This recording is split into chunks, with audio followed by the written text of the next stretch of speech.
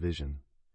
Let's listen now the interview of S. Jaishankar with Sky News Australia. Level, the leaders have a very strong friendship, so we look forward to working with this administration. It was also under the Trump administration that there was the revival of the Quad in 2017. Right. How critical is this partnership with India, with Australia and the United States, given the rising threats we're facing in our region? You are right that it was during the Trump administration that the Quad was revived. Not just revived, its levels were raised. Its agenda was expanded, and mind you, some of it happened in the midst of COVID. Today, I think, Quad has grown, but I have every confidence that, under the Trump administration, it will progress further. Would India be prepared to support the United States militarily or otherwise in defense of Taiwan should there be a Chinese invasion? I think you misunderstand what the Quad is about. The Quad is meant really as four countries coming together for a shared agenda, converging interests. So this kind of question, the kind of scenario you're painting is probably appropriate for the kind of treaty ally that Australia is. So I don't know, maybe in the case of Japan, but I don't think it really, the question and the kind of scenario fits in with what we really discuss and envisage at the Quad. It was more of a question separate from the Quad. Given China has been warning that it does have plans to reunify with Taiwan, has India given any consideration to what role it would be prepared to play if that eventuates? India has its interests, India has its security concerns. Please bear in mind we are the only Quad country which also has a land border with China.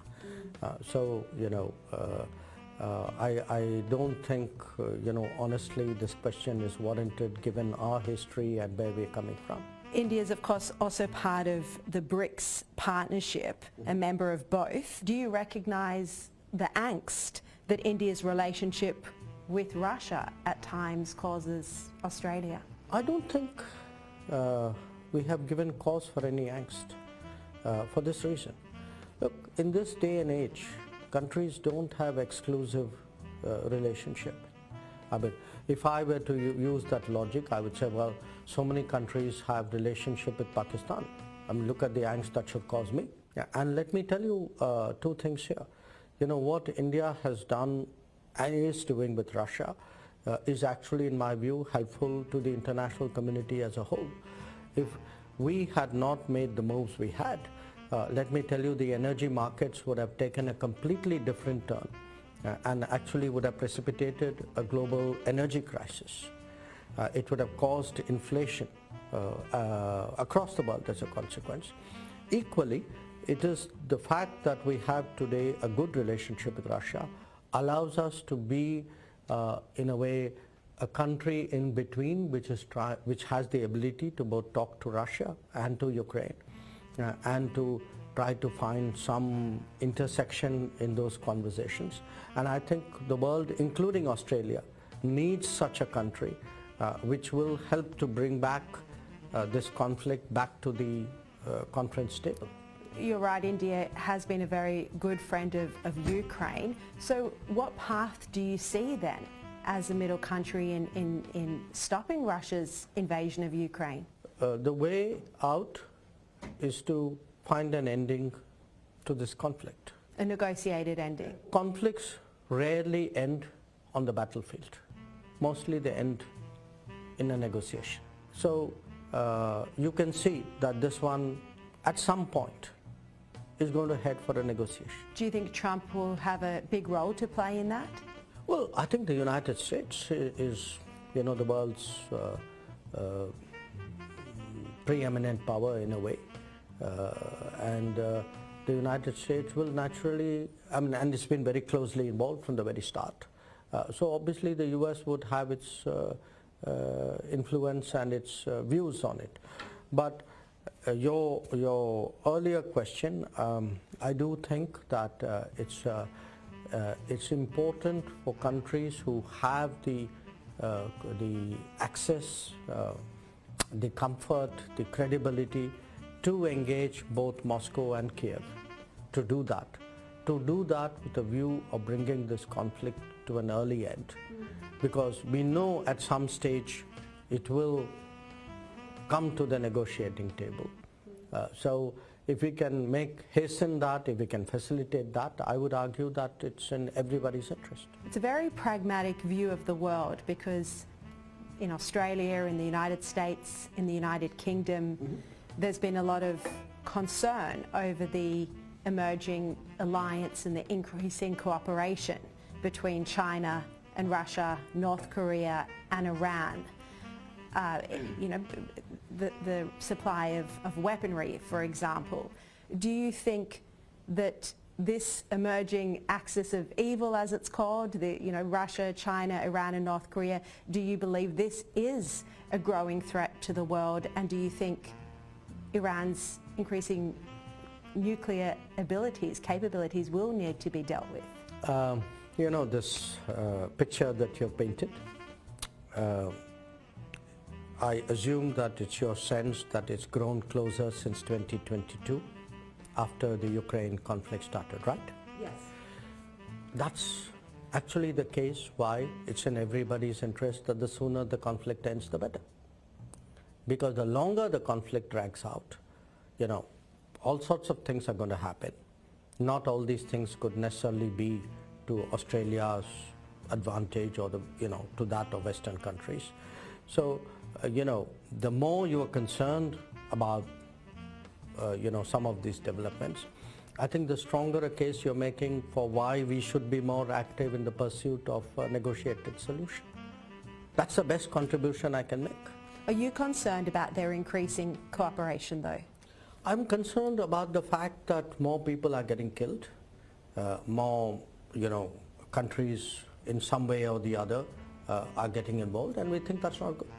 India has banned TikTok. Yes, we blocked it. Exactly. India has shown that you can be technologically advanced and survive at the same time without a reliance on Chinese technology such as TikTok. Is this a lesson that India can show for the world? Well, look, it's a decision that every country has to make in their sensitivities. And there was a particular context and a particular sensitivity for this decision, because we do, first of all, a medium like this, a lot of things are put out there, many of which accidentally, inadvertently have a certain security sensitivity to it. The second, which is a larger question, is a data-related question.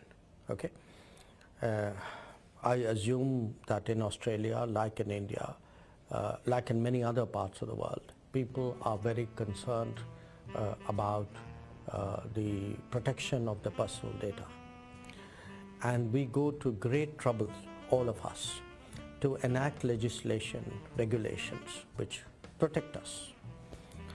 Now, I put it to you that should you not be concerned if your data leaves your national jurisdiction and then doesn't get treated with the same levels of protection? After all, your data is your data, whether it's in the country or out of the country. This is what's happening with TikTok. The Chinese regime is collecting data. Look, I make you a general proposition. If I am sensitive about my personal data, my sensitivity cannot and should not be limited to some games and apps and some jurisdictions. Data privacy is data privacy wherever it goes. So I think we are very entitled to take whatever steps we feel is necessary for the data privacy and data protection of individual citizens. Do you think Australia should follow suit and ban TikTok? Look, I don't give I don't give advice, certainly not public advice to other countries. I think it's for every government to take a call about the welfare of its citizens on whichever issue. I mean, it doesn't have to be this issue. Yeah.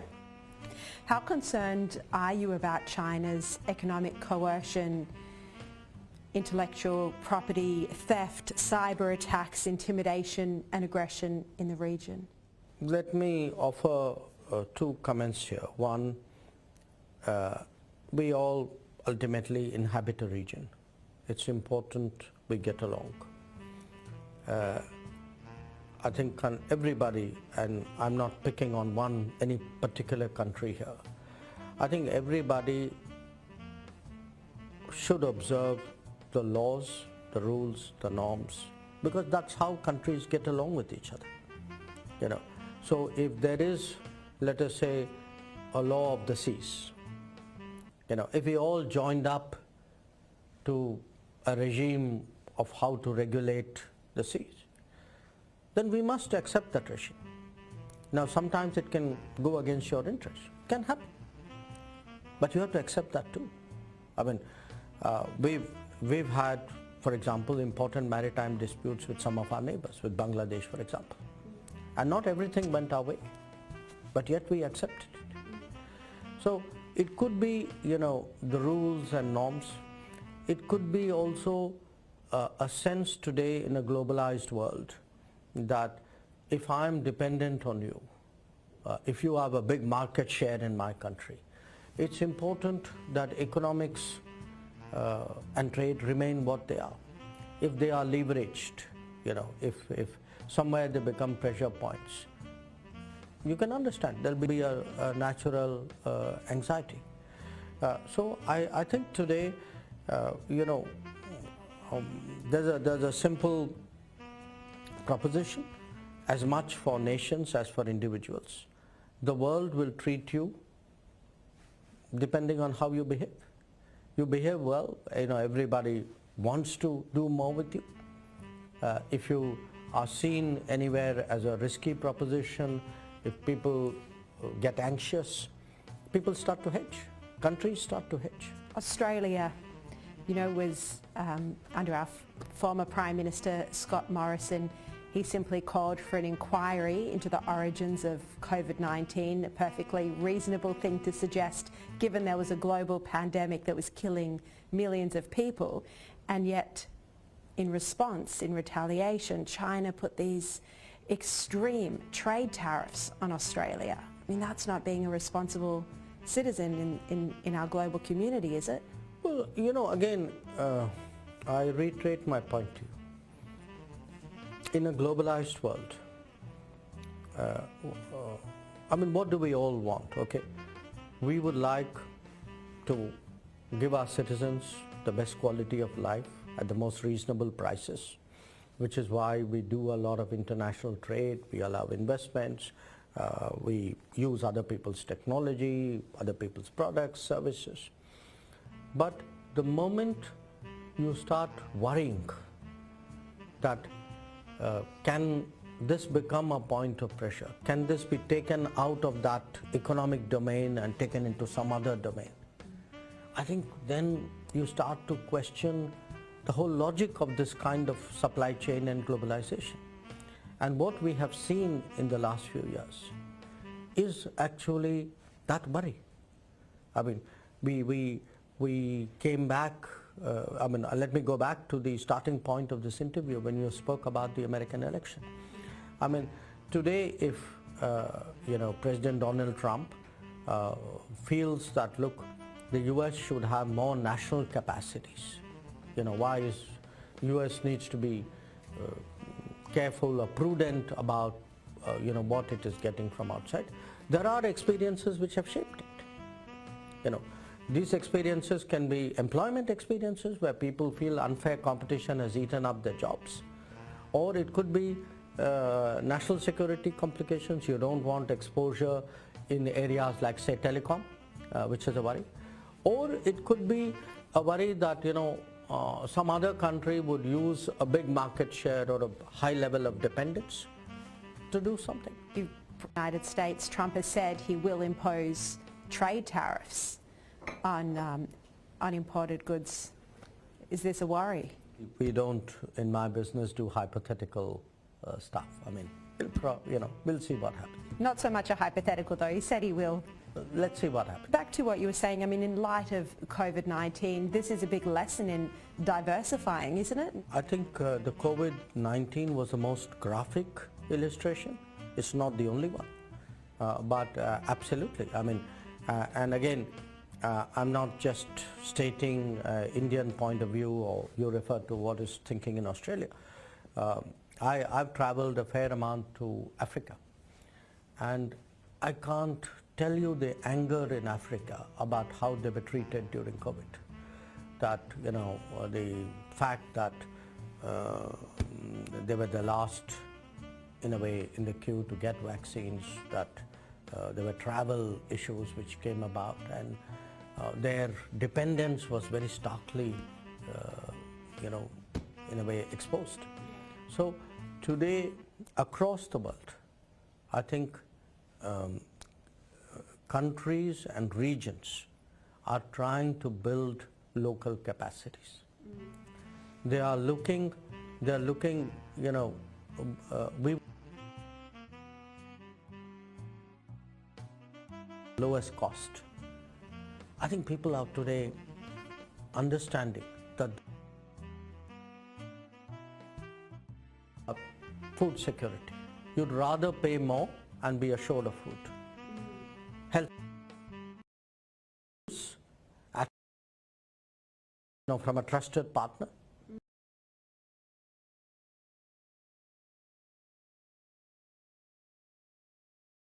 Down. Who's unreliable?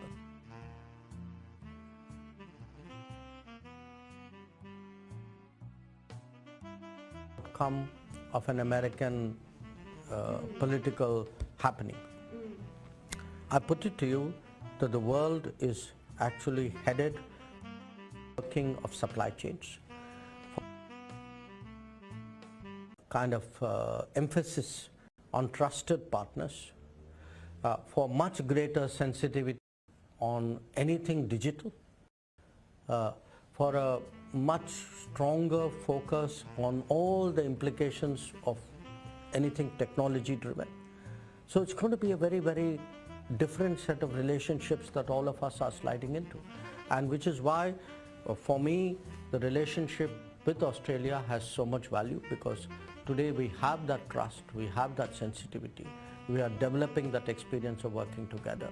So there are a lot of things, I'd be comfortable getting out of Australia or doing with Australia, which I may not be with some other countries. This has been a key focus of your trips to Australia. I mean, you've been here so much in the past few years, and just this week, of course, you met with the Prime Minister, Anthony Albanese, and key politicians as well. Why have you dedicated your time to Australia like this? Well, I think Australia deserves it. I mean, look, I'm being serious. My Prime Minister, very, very early on in his tenure, I'm talking 2014, actually one of the first conversations I had with him when he became Prime Minister, he actually asked me, saying, explain to me why our relationship with Australia is still at this level. Why hasn't it grown more? Because we have no problems. We have so much going for us. Why haven't we made that effort? And he answered the question himself by making that effort. So, for 20-something years, we didn't have leadership level visits. Yes, occasionally ministers went up and down, but there was no drive in the relationship. But you see, from 2014, it's changed. And that year we had 2 visits. Tony Abbott went to India, and Prime Minister Modi came to Australia. I think after that, every Prime Minister of Australia has been to India. Yeah. And there have been a few in those years? Yes, a few, yes, indeed. When I felt this is such a, under-realized, undervalued relationship, that if you commit time and effort to it, it will surely reward you. And that's really what we have seen in this last decade. And I'd be fair, I'd also say my Australian counterparts have also had a similar approach.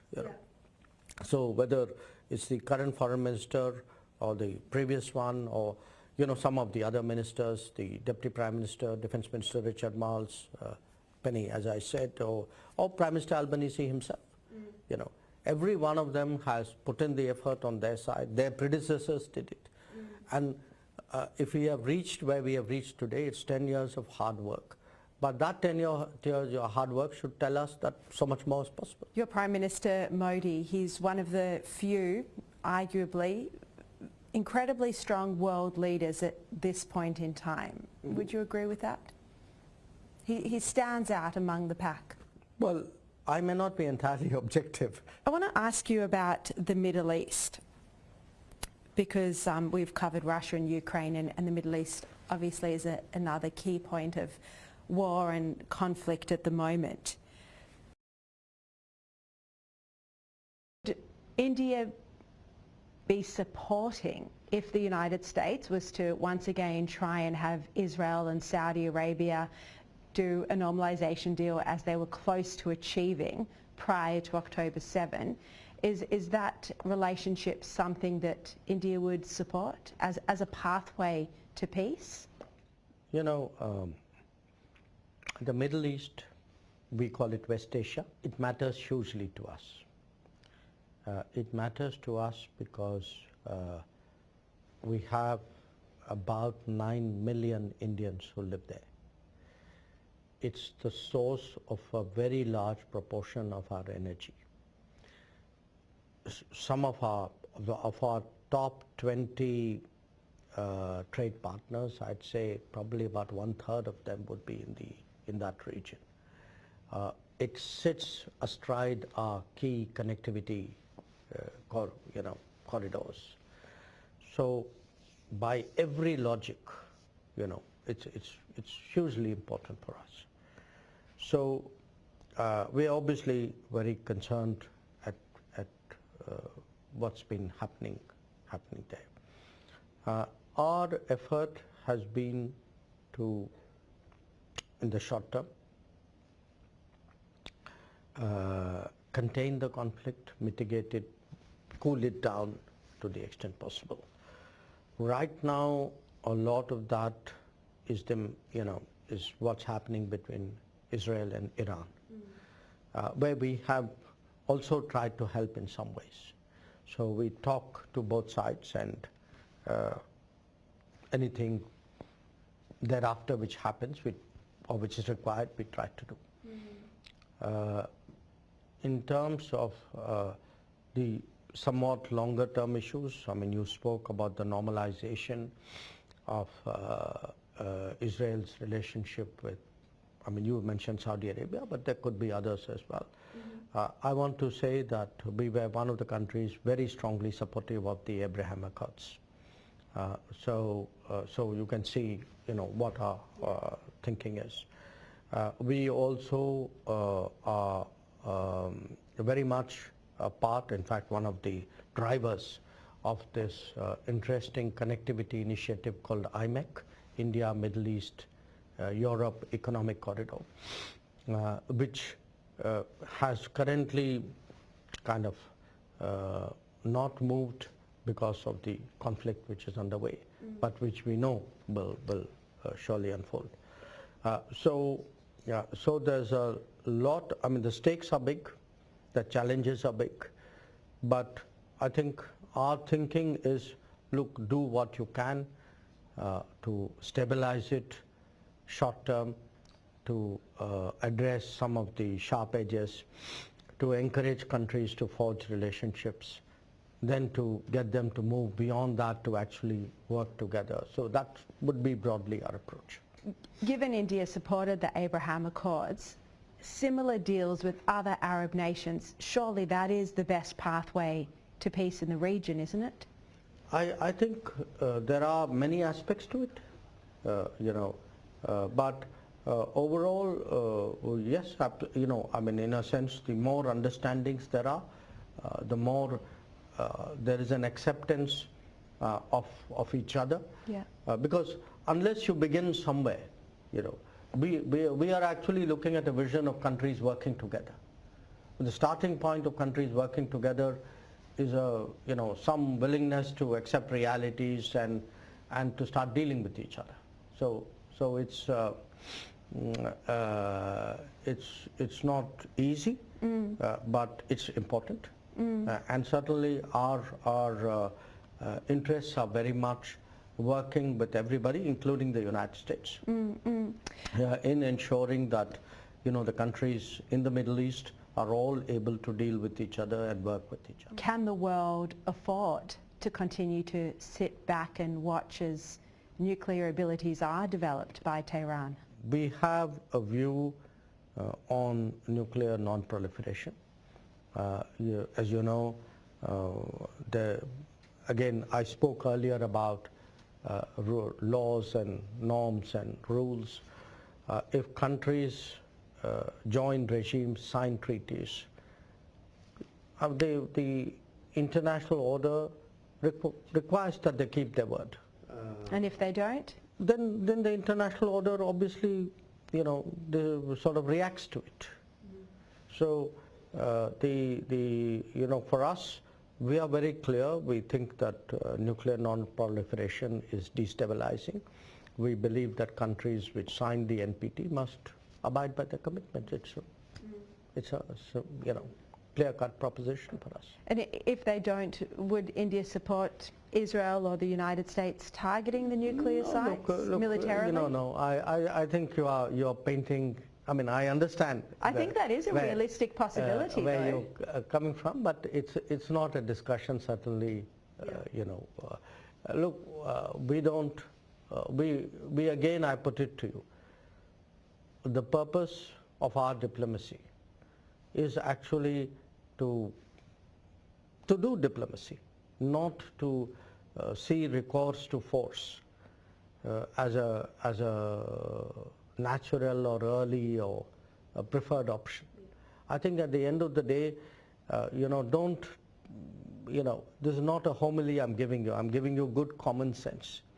A lot of problems in the world are resolved by countries and people sitting down. The moment you go down the path of force and violence, it's so much easier started than ended. That's easy when it's a like-minded nation, but if you're dealing with a dictator or an evil regime like Iran, makes it very difficult. You have your point of view, I hear you. I have my point of view, and you heard me. I would ask you about cricket, but I'm not a cricket expert over here. It's obviously a sport which most Indians are deeply devoted to, so I assure you it's going to be a very interesting cricketing season. I'm sure it will be indeed. Thank you very much for your time. Really appreciate it. Thank you.